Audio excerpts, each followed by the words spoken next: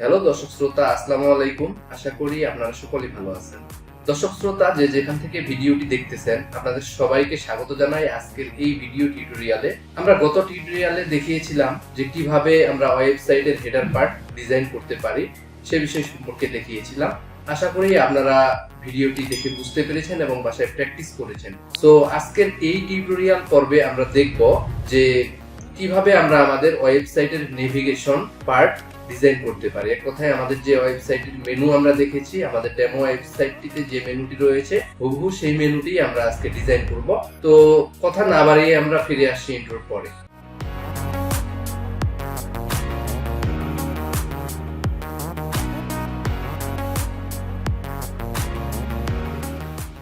দর্শক শ্রোতা, আমরা আজকে নেভিগেশন পার্ট ডিজাইন করব।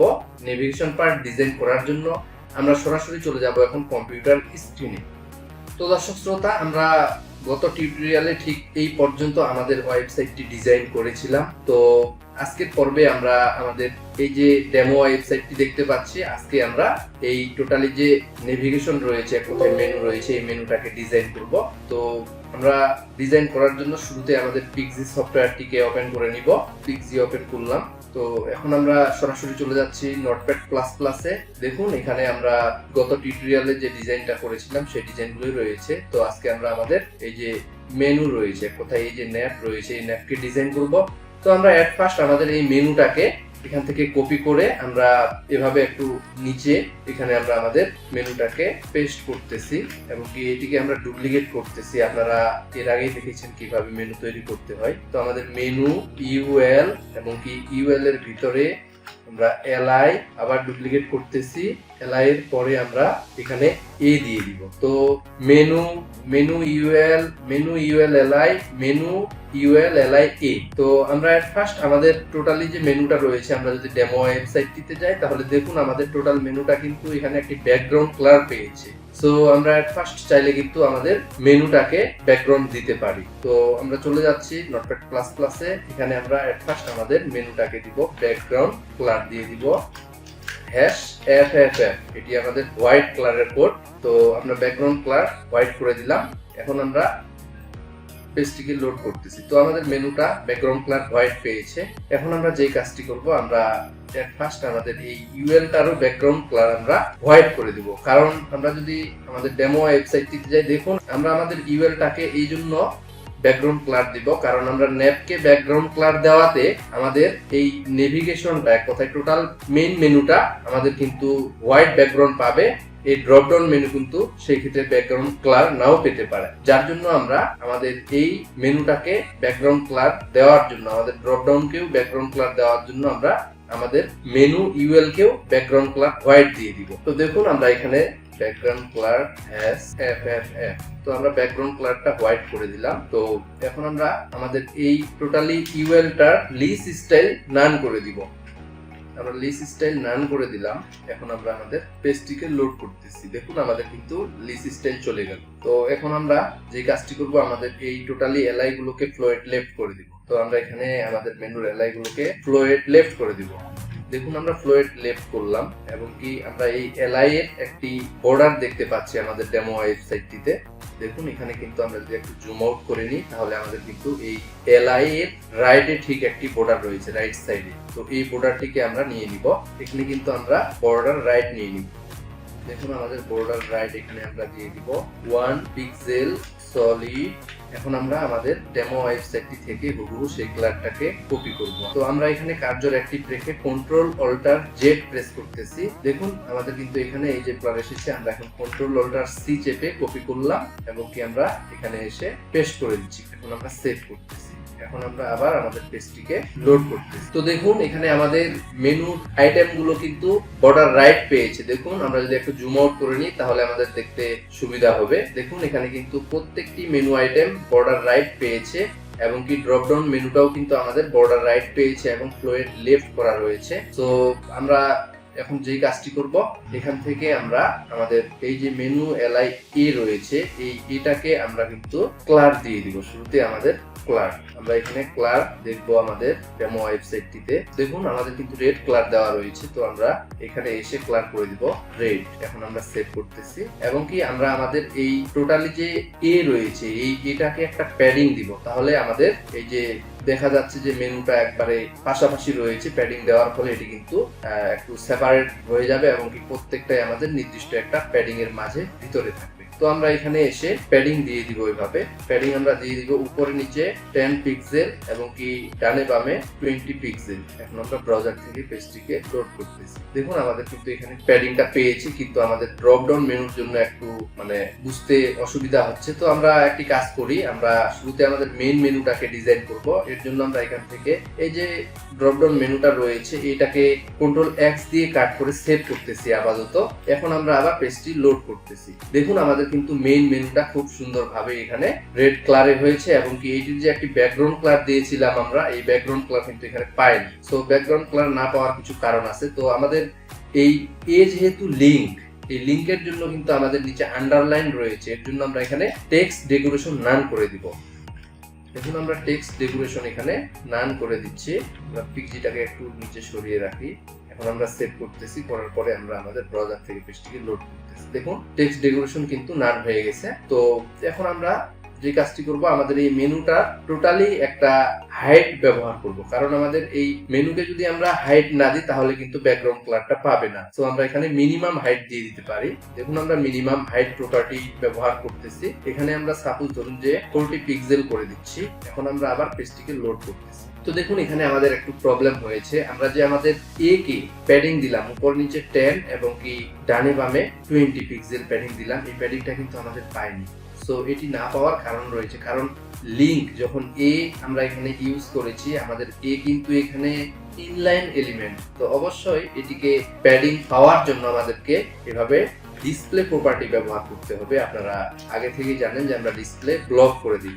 দেখুন আমরা ডিসপ্লে ব্লক করে দিলাম, কারণ ডিসপ্লে ব্লক না করলে কিন্তু আমাদের এটি পাবে না। দেখুন এখন কিন্তু আমরা ডিসপ্লেটা যখনই ব্লক করে দিলাম তখন কিন্তু আমাদের এই মেনুটা খুব সুন্দরভাবে এখানে কিন্তু মিডিলে হয়েছে। প্রত্যেকটি আইটেমে পারফেক্টলি আমাদের ডিজাইনটা হয়েছে। সো এখানে আমাদের নিচে একটু গ্যাপ রয়েছে। দেখুন আমরা যদি এটিকে পিকজির সাহায্যে কন্ট্রোল অল্টার জেড চেপে বড় করি তাহলে দেখুন এই যে নিচে এখানে কিন্তু আমাদের একটু গ্যাপ দেখাচ্ছে। সো আমাদের হাইটটা একটু বাড়িয়ে দেওয়া রয়েছে, যার জন্য এই গ্যাপটা দেখাচ্ছে। তো আমরা এখানে দেখুন আমরা কিন্তু এই হাইটটিকে 40 পিক্সেলের পরিবর্তে আমরা কিন্তু এখানে 38 পিক্সেল করে দিচ্ছি।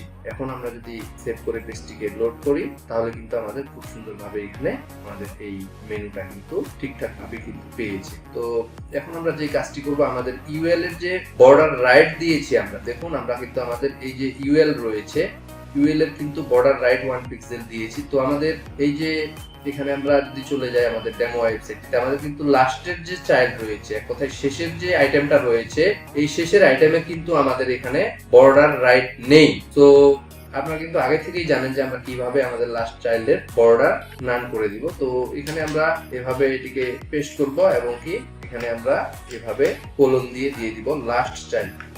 দেখুন আমরা এভাবে লাস্ট চাইল্ড দিব, দেওয়ার পরে আমরা কিন্তু এটির বর্ডার রাইট নান করে দিব। দেখুন বর্ডার রাইট আমরা এখানে নান করে দিচ্ছি। এখন আমরা আবার ব্রাউজার থেকে আমাদের পেজটিকে লোড করতেছি।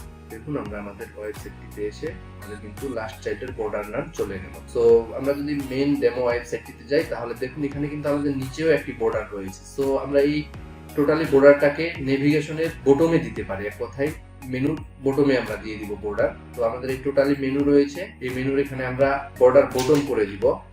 বর্ডার বটম আমরা এক্স্যাক্টলি এই কোডটাই কপি করে এখানে আমরা কিন্তু বর্ডার বটমের জায়গায় এভাবে বসিয়ে দিব। এখন সেভ করব, করার পরে আমরা কিন্তু ব্রাউজার থেকে আমাদের পেজটিতে এসে লোড করব। দেখুন আমাদের কিন্তু নিচেও খুব সুন্দরভাবে এখানে বর্ডারটা পেয়েছে। তো এখন আমাদের যে কাজটি বাকি রয়েছে, আমাদের এই ডেমো ওয়েবসাইটটিতে আসলে আমরা যখন এই মেনু আইটেমের উপর হোভার করতেছি তখনই আমাদের কিন্তু এখানে মেনু আইটেম যে লেখাটা রয়েছে এই লেখাটা কিন্তু পরিবর্তন হয়ে যাচ্ছে হোভার অবস্থায়। তো আমরা এটিকে পরিবর্তন করে দিব। এখানে এসে আমরা আমাদের এই ULLIE টোটালি এটিকে কপি করব এবং কি নিচে এসে আমরা এখানে কন্ট্রোল ভি দিয়ে পেস্ট করে দিচ্ছি এবং কি এটাকে আমরা হোভার করে দিব। আমরা হোভার করলাম এবং কি হোভার করার পরে ক্লার করে দিব। আমরা সেখান থেকে আমাদের হোভারের কালারটা কপি করব আমাদের মেন ওয়েবসাইট থেকে। তো এখান থেকে আমরা এখন কন্ট্রোল অল্টার জেড প্রেস করে এই যে কালারটা রয়েছে এটিকে কিন্তু আমরা কন্ট্রোল অল্টার সি দিয়ে কপি করব। এখন আমরা নোটপ্যাড প্লাস প্লাসে এসে এখানে হ্যাশ সাইন দিয়ে পেস্ট করে দিব। তো এখন যদি আমরা আমাদের পেজটিকে লোড করি তাহলে কিন্তু হোভার করার সাথে সাথে আমাদের সেই কালারটা পরিবর্তন হচ্ছে। সো এখন আমাদের ড্রপ ডাউন মেনুর অপশন। তো আমরা ড্রপ ডাউন মেনুটাকে ডিজাইন করার আগে আমরা আমাদের আমাদের এই যে ফন্ট ফ্যামিলিটা রয়েছে এটা আমাদের দেখতে ভালো লাগে না, তো আমরা এটিকে এরিয়াল করে দিব। তো দেখুন আমরা যদি এখানে আমাদের এটাকে ফন্ট ফ্যামিলি দিয়ে দিই, ফন্ট ফ্যামিলি আমরা কিন্তু এখানে এরিয়াল করে দিলাম। আবার আমরা আমাদের পেজটিকে লোড করতেছি। দেখুন এখন কিন্তু আমাদের মেনু আইটেমগুলো দেখতে খুবই সুন্দর লাগতেছে। আমরা এরিয়াল করে দেওয়াতে আমাদের লেখার স্টাইল কিন্তু পরিবর্তন হয়ে গেল। তো এখন আমাদের ড্রপ ডাউন মেনুর কাজ। তো আমরা আমাদের সেই মেনুটাকে এখানে মাউসের কার্সর অ্যাক্টিভ করে আমরা কন্ট্রোল জেড প্রেস করব, তাহলে আমাদের মেনুটি আবার রিডু হয়ে যাবে। তো এখন আমরা সেভ করতেছি, করার পরে আমরা আবার আমাদের পেজটিকে লোড করতেছি। তো দেখুন এখন কিন্তু আমাদের টোটালি মেনুটা ভেঙে গেল। সো ভেঙে যাওয়ার অ্যাকচুয়ালি কারণ রয়েছে। আমরা যে কাজটি করব আমরা শুরুতেই এখানে আমাদের মেনুটাকে সিলেক্ট করব। তো আপনারা আগে থেকেই জানেন কিভাবে ড্রপ ডাউন মেনুকে সিলেক্ট করতে হয়। তো আমাদের শুরুতেই রয়েছে আইডি মেনু। এভাবে আমরা এখানে আইডি মেনু ইউএল এলআই আবার ইউএল। তো দেখুন আমরা এখানে ইউএলটাকে নিলাম এবং কি আমরা আবার ওইটিকে এখান থেকে কন্ট্রোল সি দিয়ে কপি করতেছি এবং নিচে পেস্ট করে দিচ্ছি এবং কি আমরা এখানে ইউএল এলআই ইউএল আবার আমরা এলআই কে সিলেক্ট করব। সো আমরা এই এলআই কে সিলেক্ট করে এট ফার্স্ট আমরা এটি ফ্লোয়েট নান করে দিব। ফ্লোয়েট নান করে দিলে আমাদের মেনুটা কিন্তু উপরে নিচে হয়ে যাবে। এখন যদি আমরা পেজটিকে লোড করি তাহলে দেখুন আমাদের কিন্তু মেনুটা এখানে খুব সুন্দরভাবে পেয়েছে। দেখুন আমাদের কিন্তু এই বর্ডারটা, এক কথায় আমরা যে মেনুর এলআই কে বর্ডার রাইট দিয়েছিলাম সেই বর্ডার রাইট কিন্তু এখানে পেয়েছে, বাট আমরা এই বর্ডার রাইট নান করে দিব টোটালি। তো আমরা এই ইউএল এর এখানে বর্ডার রাইট নান করে দিব। দেখুন আমরা বর্ডার রাইট নান করে দিলাম। তো আমরা যদি আমাদের ডেমো ওয়েবসাইটে যাই দেখুন এখানে কিন্তু আমাদের বর্ডারটা রাইট থেকে নেই, আমাদের বর্ডার কিন্তু রয়েছে উপরে। তো প্রত্যেকটা আইটেমে কিন্তু টপে বর্ডার রয়েছে। এই যে ছোট্ট করে দেখা যাচ্ছে এটি কিন্তু আমাদের বর্ডার। তো আমরা এটির বর্ডার টপ দিয়ে দিব, বর্ডার টপ করে দিব আমরা এখানে। তো আমরা এখান থেকে আমাদের এই যে 1 পিক্সেল সলিড রেড বর্ডার রাইটের এই কোডটিকে কন্ট্রোল সি দিয়ে কপি করব এবং কি আমরা এখানে এসে পেস্ট করে দিচ্ছি। এখন আমরা সেভ করতেছি, করার পরে আমরা আমাদের পেজটিকে লোড করতেছি। তো দেখুন এখানে কিন্তু আমাদের খুব সুন্দরভাবে বর্ডারটি উপরে পেয়েছে। তো দেখুন এখানে আমরা এখন যে কাজটি করব, আমাদের এই যে টোটালি মেনুটা রয়েছে ড্রপ ডাউন মেনুটা, এটি কিন্তু এখন আমরা লেফটে অনেক দূরে সরিয়ে দিব পজিশন অ্যাবসলিউট করে। তো আমরা নোটপ্যাড প্লাস প্লাসে এসে এখানে পজিশন অ্যাবসলিউট করে দিব। পজিশন আমরা এখানে অ্যাবসলিউট করে দিলাম এবং কি এটিকে পজিশনটা অ্যাবসলিউটলি সেই স্থানে রেখে আমরা এটিকে লেফটে অনেক দূরে সরিয়ে দিব। তো আমরা -99999 পিক্সেল দিলাম। তো আপনারা আগে থেকেই জানেন ড্রপ ডাউন অপশন বা ড্রপ ডাউন মেনু তৈরি করার সময় অবশ্যই আমাদেরকে যে ইউএল এর পজিশন আমরা অ্যাবসলিউট করেছি ঠিক তার আগের এলআই এর পজিশন আমাদের রিলেটিভ করতে হবে। সো আমরা এখান থেকে এটিকে কপি করে এখানে কন্ট্রোল ভি দিয়ে পেস্ট করে এটির আমরা পজিশনটা রিলেটিভ করে দিব। পজিশন রিলেটিভ করে দিলাম। এখন সেভ করতেছি।